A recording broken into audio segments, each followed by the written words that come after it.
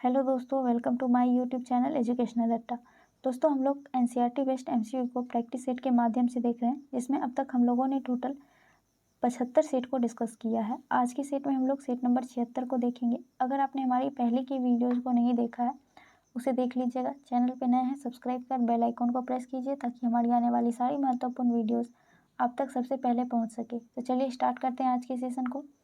आज के सेट का पहला प्रश्न है, नवजात शिशु की 3 माह तक की आयु के अध्ययन को क्या कहते हैं? तो दोस्तों, नवजात शिशु के आयु के अध्ययन को नियोनेटोलॉजी कहते हैं। इसका सही आंसर ऑप्शन नंबर डी हो जाएगा। दोस्तों, नियोनेटोलॉजी में शिशुओं को खास करके विशेष रूप से बीमार या फिर समय से पहले जो नवजात शिशु होते हैं उसकी देखभाल इसमें शामिल की गई है। तो इसका सही आंसर ऑप्शन नंबर डी हो जाएगा। अगला प्रश्न है, एक विशेष कार्य करने वाले समान कोशिकाओं के समूह को क्या कहते हैं? तो दोस्तों, एक विशेष कार्य करने वाले समान कोशिका के समूह को उत्तक कहते हैं। इसका सही आंसर ऑप्शन नंबर ए हो जाएगा, उत्तक। दोस्तों, उत्तक कोशिकाओं और पूरे अंग को एक कोशिकीय संगठनात्मक स्तर पर जोड़ता है, जो कि एक साथ मिलकर एक विशिष्ट कार्य को करता है। तो इसका सही आंसर ऑप्शन नंबर ए हो जाएगा। अगला प्रश्न है, निम्न में से कौन सा जीव एक कोशिकीय नहीं है? इसमें से कौन सा जीव एक कोशिकीय नहीं है? तो वो हो जाएगा दोस्तों ऑप्शन नंबर सी। जीवाणु जो है दोस्तों वह एक कोशिकीय नहीं बहुकोशिकीय होती है। तो इसका सही आंसर ऑप्शन नंबर सी हो जाएगा। अगला प्रश्न है,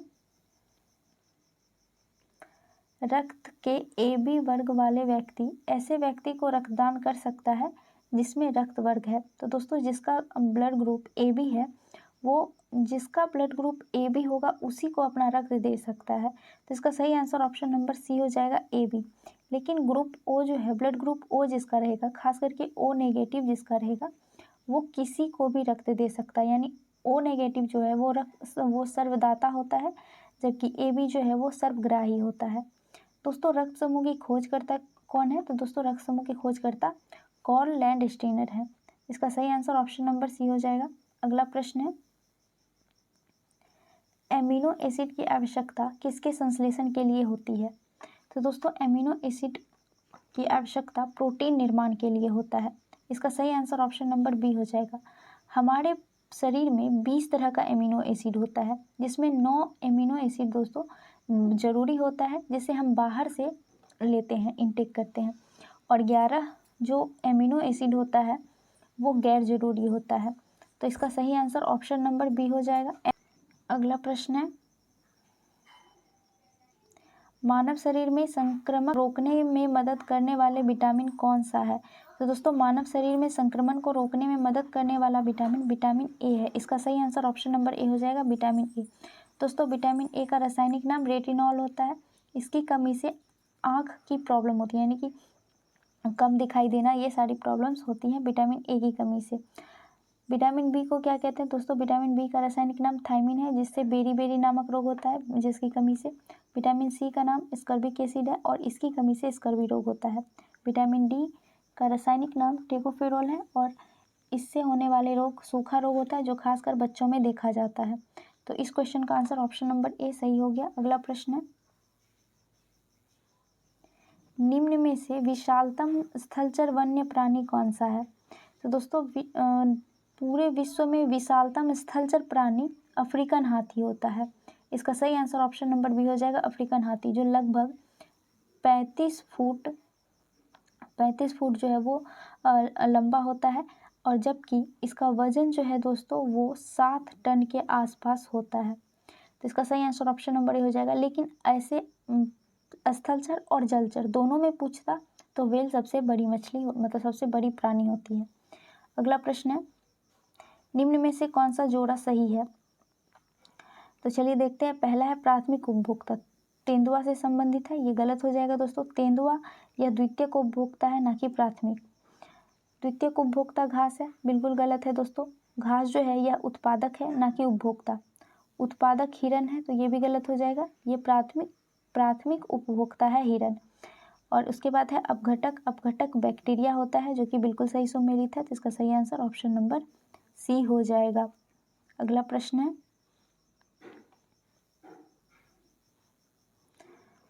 पुष्प में नर लैंगिक अंग कौन से हैं? तो दोस्तों पुष्प में नर लैंगिक अंग पुंकेसर होता है। इसका सही आंसर ऑप्शन नंबर बी हो जाएगा, पुंकेसर। दोस्तों पुंकेसर दो भाग में बटा हुआ होता है, एक तो तंतु और दूसरा परागकोश। तंतु जो है वो क्या करता है, तो वो परागकोश का डंठल होता है जो परागकोश को सपोर्ट देता है तंतु, और परागकोश क्या करता है, तो यह पुंकेसर का शीर्ष भाग होता है जिसमें पराग मौजूद होता है। तो इसका सही आंसर ऑप्शन नंबर बी हो जाएगा, पुंकेसर। अगला प्रश्न है, निम्नलिखित में से तत्वों के कौन से समुच्चय की संयोजकता एक समान है? तो दोस्तों एक समान संयोजकता किसकी होती है, तो आवर्त सारणी में जो समूह एक ही समूह में आता है, जो भी तत्व एक ही समूह में आता है उसकी संयोजकता एक समान होती है। और इसमें कौन सा है, तो वो हो जाएगा मैग्नीशियम, कैल्शियम, उसके बाद बेरियम और बेरिलियम सब जो है ये एक समूह में आता है, इसलिए इसकी संयोजकता एक होगी। इसका सही आंसर ऑप्शन नंबर डी हो जाएगा। अगला प्रश्न है, कांच के निर्माण में निम्नलिखित में से किसका प्रयोग कच्चे माल के रूप में नहीं किया जाता है? दोस्तों कांच के निर्माण में कच्चे माल के रूप में किसका किसका प्रयोग किया जाता है, तो कच्चे माल के रूप में सोडा, बोरेक्स, जिप्सम, रेत, चाक और पोटास, ये सारी चीज़ों का प्रयोग कच्चे माल के रूप में होता है, जिसको दोस्तों 1000 डिग्री सेल्सियस से अधिक के ऊपर संलयित किया जाता है। जबकि एल्यूमिना जो है यह कच्चे माल के रूप में प्रयोग में नहीं लाया जाता। तो इसका सही आंसर ऑप्शन नंबर बी हो जाएगा, एल्यूमिना।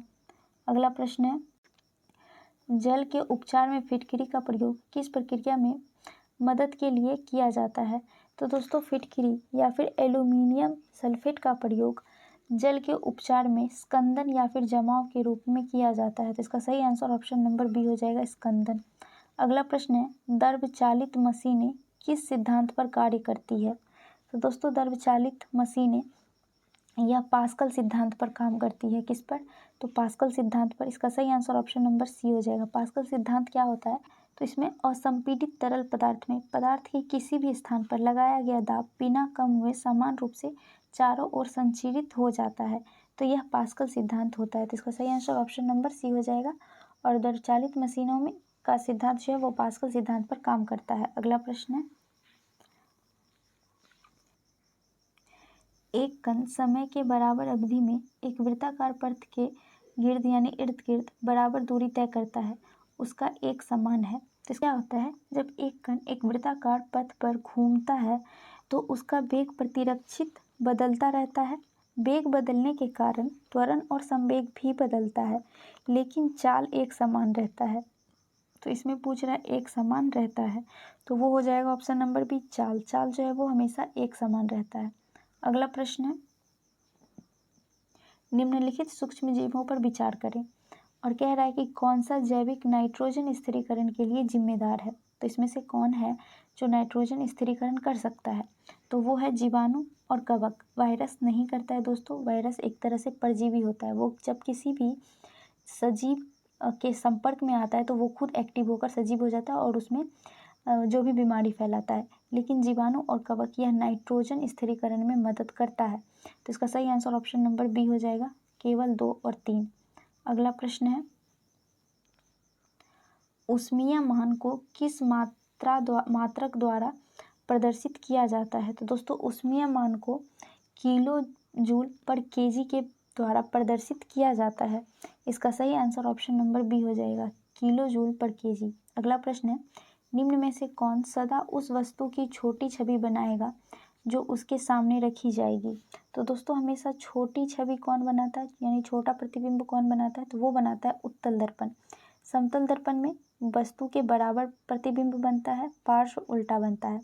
अवतल दर्पण में वस्तु से बड़ा बनता है। आप देखेंगे दाढ़ी बनाने वाला जो है वो होता है, या फिर हेडलाइट में इस्तेमाल होता है अवतल दर्पण का, जबकि उत्तल दर्पण का साइड मिरर के रूप में इस्तेमाल होता है, क्योंकि यह किसी भी वस्तु को छोटे आकार में दिखाता है और दूर तक दिखाता है। तो इसका उपयोग साइड मिरर के रूप में इसीलिए किया जाता है। तो इसका सही आंसर ऑप्शन नंबर बी हो जाएगा, छोटा छवि बनाएगा उत्तल दर्पण। अगला प्रश्न है, सर सीवी रमन को उसके किस प्रयोग के लिए नोबेल पुरस्कार दिया गया था?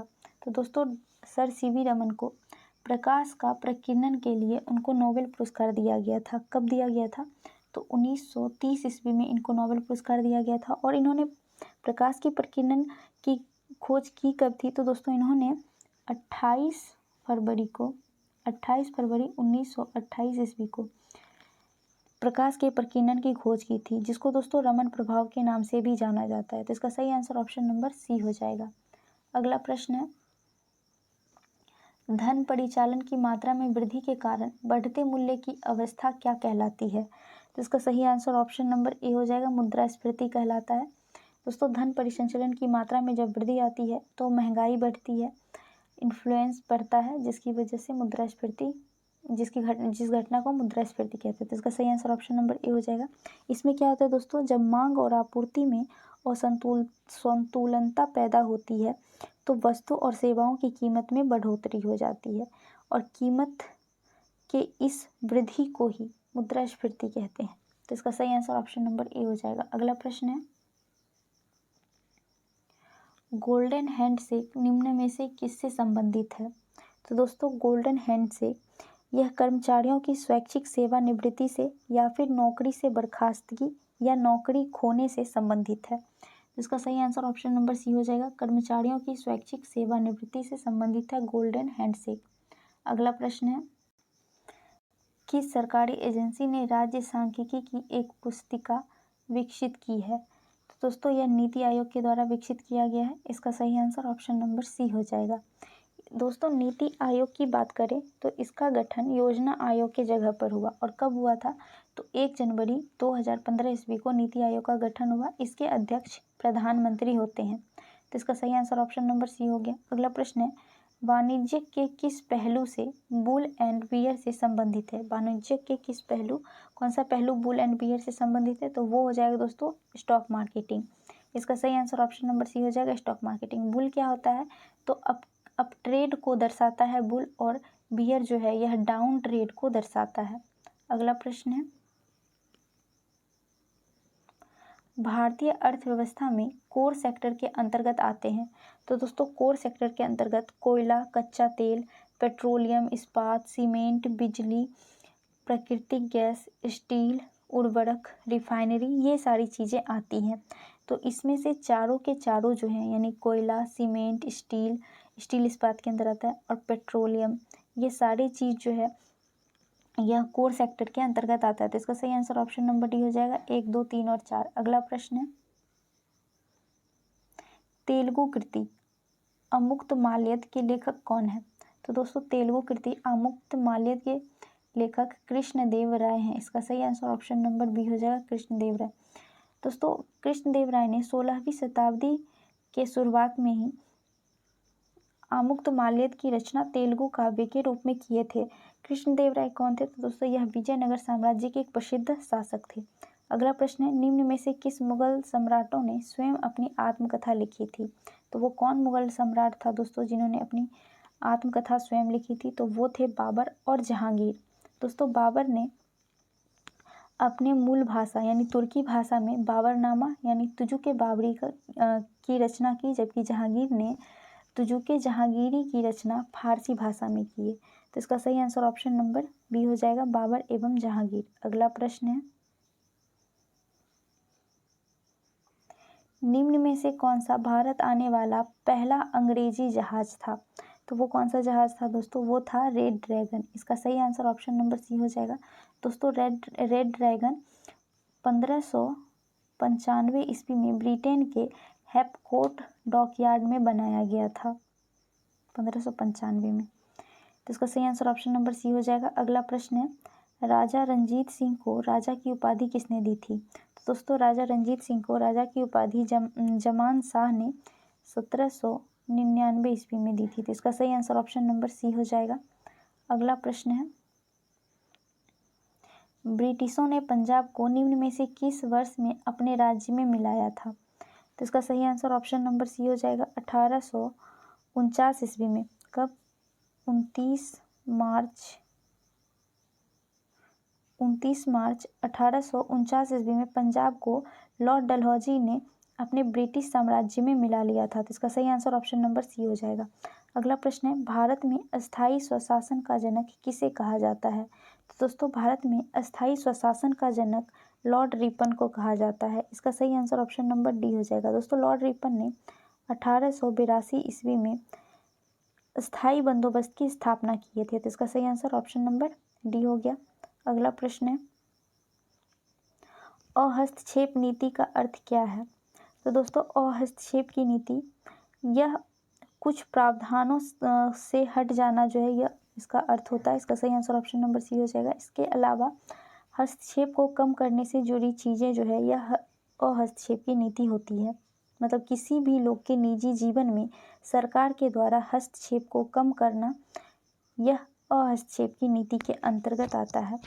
अगला प्रश्न है, भारतीय संविधान के किस अनुच्छेद में विधि की सम्यक प्रक्रिया के सिद्धांत को शामिल किया गया है? तो यह दोस्तों संविधान के अनुच्छेद 21 में किसी भी व्यक्ति के किसी के भी विधि की सम्यक प्रक्रिया के सिद्धांत को शामिल किया गया। इसमें क्या कहा गया? तो इसमें जीवन एवं व्यक्ति के स्वतंत्रता की बात की गई है। इसका सही आंसर ऑप्शन नंबर सी हो जाएगा। अगला प्रश्न है, भारतीय संविधान की पंचवर्षीय योजना को किस देश के संविधान से लिया गया है? तो दोस्तों भारतीय संविधान की पंचवर्षीय योजना को सोवियत संघ रूस से लिया गया है। इसका सही आंसर ऑप्शन नंबर सी हो जाएगा। दोस्तों सोवियत संघ में 1928 ईस्वी में पहली बार पंचवर्षीय योजना की शुरुआत जोसेफ स्टालिन के द्वारा किया गया था।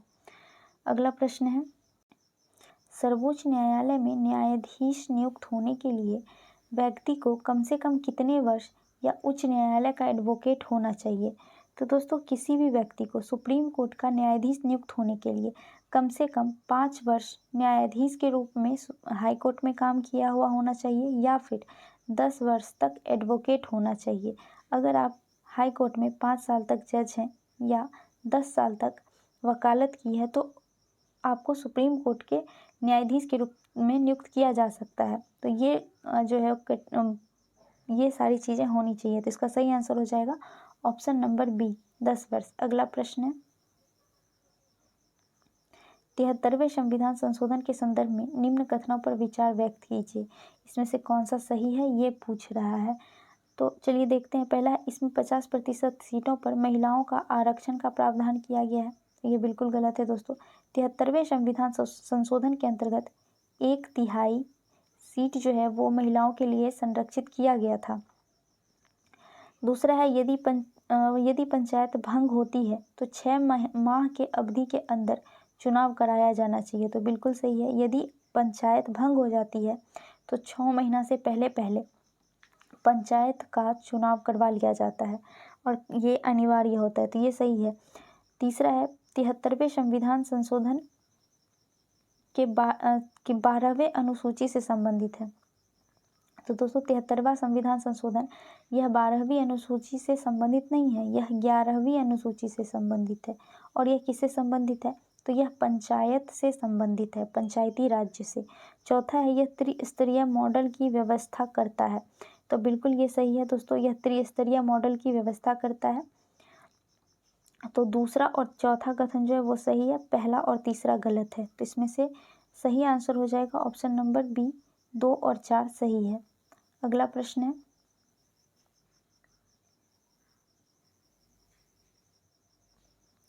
भारत में चलित न्यायालय यानी मोबाइल कोर्ट का सूत्रपात किसने किया था? यानी मोबाइल कोर्ट की शुरुआत सबसे पहले किसने किया था? तो दोस्तों वो थे डॉक्टर APJ अब्दुल कलाम। इसका सही आंसर ऑप्शन नंबर सी हो जाएगा। दोस्तों सबसे पहले अगर पूछे कि मोबाइल कोर्ट कहाँ पे लागू किया गया, तो भारत में सबसे पहले दोस्तों 2007 ईस्वी में चलित न्यायालय की स्थापना हरियाणा में किया गया था। कहाँ पे? हरियाणा में। इसका सही आंसर ऑप्शन नंबर सी हो जाएगा। अगला प्रश्न है, स्वतंत्रता का अर्थ है। तो दोस्तों स्वतंत्रता का अर्थ क्या है, चलिए देखते हैं। पूछ रहा है उपयुक्त कथनों में से कौन सा सत्य है। पहला है, बाहरी प्रतिबंधों का अभाव होना। तो ये बिल्कुल सही है। किसी और का अगर किसी और का प्रतिबंध आप पे रहता है, आपको बांध के रखता है, तो वो आपको स्वतंत्रता कभी नहीं दे सकता, यानी वो स्वतंत्र नहीं हो सकते हैं आप। तो बाहरी प्रतिबंध का अभाव होना जरूरी है। दूसरा है, ऐसी स्थितियों का होना जिसमें लोग अपनी प्रतिभा का विकास कर सके। तो बिल्कुल, अगर आप गुलाम रहेंगे तो आपकी प्रतिभा का कोई वैल्यू नहीं होगा, आप अपनी प्रतिभा को विकसित भी नहीं कर पाएंगे। लेकिन अगर आप स्वतंत्र हैं तो आप अपनी प्रतिभा को अच्छी तरह से विकसित कर सकते हैं, उसे सबके सामने ला सकते हैं।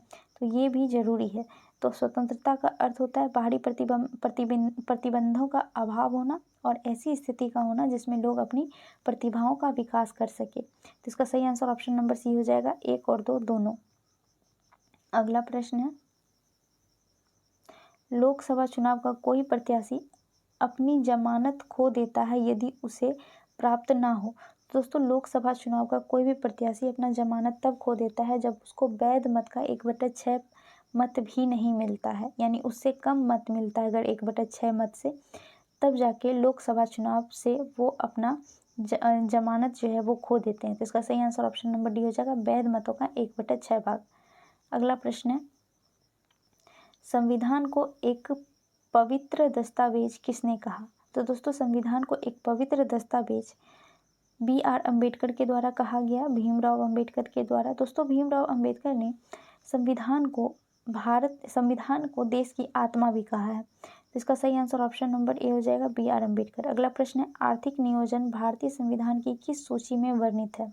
तो दोस्तों, आर्थिक नियोजन यह भारतीय संविधान की समवर्ती सूची में वर्णित है। इसका सही आंसर ऑप्शन नंबर सी हो जाएगा, समवर्ती सूची। दोस्तों, समवर्ती सूची क्या होता है, तो वो सूची जिस पर केंद्र और राज्य दोनों ही कानून बना सकते हैं। संघ सूची में सिर्फ केंद्र कानून बनाता है, जबकि राज्य सूची में सिर्फ राज्य कानून बनाता है। लेकिन समवर्ती सूची में राज्य और केंद्र दोनों मिलकर कानून बनाया जाता है। लेकिन अगर किसी भी मामले पर विवाद हो जाता है राज्य और संघ दोनों में, तो उस मामले में संघ की बनाई हुई कानून को ज़्यादा मान्यता दिया जाता है। तो इसका सही आंसर ऑप्शन नंबर सी हो गया। अगला प्रश्न है, भारतीय संविधान सभा में कुल कितनी महिला सदस्य थी। तो दोस्तों, भारतीय संविधान सभा में कुल महिला सदस्य 15 थी। कितनी थी, 15। इसका सही आंसर ऑप्शन नंबर सी हो जाएगा। इसमें से कौन कौन थी, तो विजय लक्ष्मी पंडित, सुचेता कृपलानी, सरोजिनी नायडू, पूर्णिमा बनर्जी और सभी महिलाएं थी। ये 15, टोटल 15 महिलाएं थी। अगला प्रश्न है, विश्व प्रसिद्ध द थ्री गॉर्जियस डैम किस देश में स्थित है। तो इसका सही आंसर ऑप्शन नंबर सी हो जाएगा। दोस्तों, चीन में स्थित है द थ्री गॉर्जियस डैम। दोस्तों, यह एक जल विद्युत गुरुत्वाकर्षण बांध है। तो इसका सही आंसर ऑप्शन नंबर सी हो जाएगा। अगला प्रश्न है, निम्नलिखित में से कौन सी झील एक लैगून झील नहीं है। लैगून झील क्या होता है, जो समुद्री पानी से बना हुआ है, समुद्र के किनारे बना हुआ है खारे पानी से। तो इसमें से कौन लैगून झील नहीं है, जरूरी नहीं समुद्री पानी से ही बना हो, बस खारे पानी से बने हुए झील को लैगून झील कहते हैं। तो इसमें से पेरियार झील जो है यह लैगून झील नहीं है, यह केरल के पेरियार नदी पर स्थित कृत्रिम झील है। तो इसका सही आंसर ऑप्शन नंबर सी हो जाएगा। जबकि अष्टमुडी झील की बात करें तो यह केरल के कोल्लम जिले में स्थित है।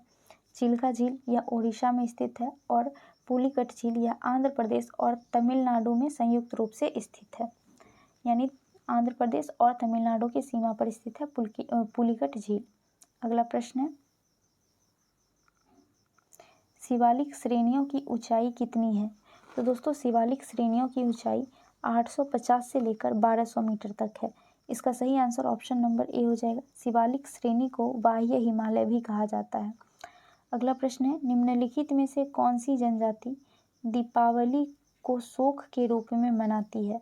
तो कौन सी जनजाति है दोस्तों ऐसी जो दीपावली को शोक के रूप में मनाती है, तो वो है थारू जनजाति।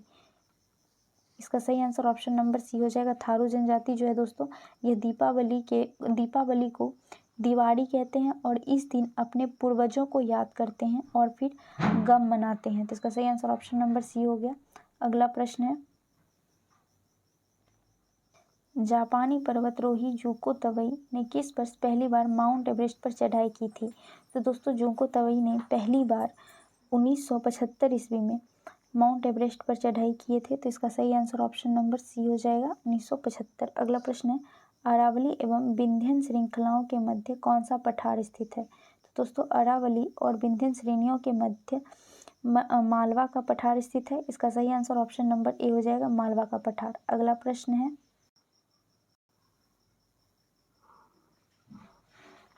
निम्न में से किस दर से भारत का औसतन समुद्र तल मापा जाता है? तो दोस्तों भारत का औसतन समुद्र तल वो चेन्नई का है, जहाँ से मापा जाता है। तो इसका सही आंसर ऑप्शन नंबर बी हो जाएगा, चेन्नई। दोस्तों यहीं से ग्रेट आर्क सर्वे भी आरंभ हुआ था। कहाँ से हुआ था? तो चेन्नई से। इसका सही आंसर ऑप्शन नंबर बी हो जाएगा। अगला प्रश्न है, निम्न में से कौन सा राज्य 7 बहने राज्यों का भाग नहीं है? 7 बहन राज्यों का भाग कौन सा नहीं है? तो वो है सिक्किम।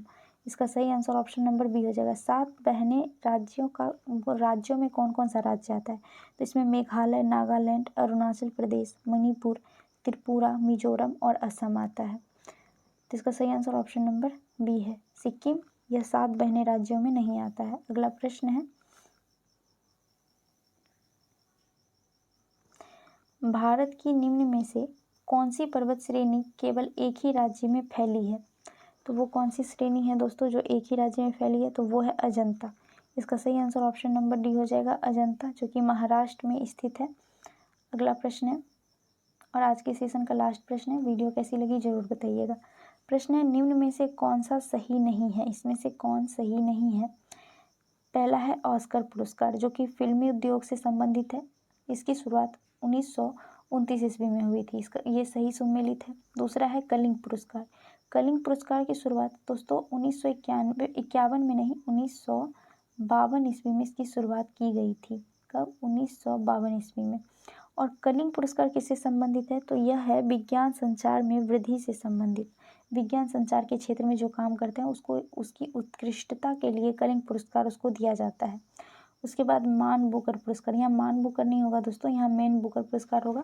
और इसकी शुरुआत 1969 ईस्वी में हुई थी और यह साहित्य क्षेत्र से संबंधित है। चौथा है दादा साहेब फाल्के पुरस्कार। इसकी शुरुआत 1969 ईस्वी में हुई थी। और दोस्तों दादा साहेब फाल्के पुरस्कार जो कि सिनेमा के क्षेत्र से संबंधित है। तो इसका सही आंसर ऑप्शन नंबर बी हो जाएगा, कलिंग पुरस्कार 1952 में शुरू हुआ था, 51 में नहीं। और ये गलत सुमेलित है। तो इसका सही आंसर ऑप्शन नंबर बी है, क्योंकि गलत ही पूछ रहा था। तो हमारा आज का सेशन यहीं तक था। वीडियो कैसी लगी कमेंट में ज़रूर बताइएगा। अच्छी लगी हो तो लाइक कीजिएगा, अपने दोस्तों से शेयर कीजिएगा। मिलते हैं नेक्स्ट सेशन में। जय हिंद।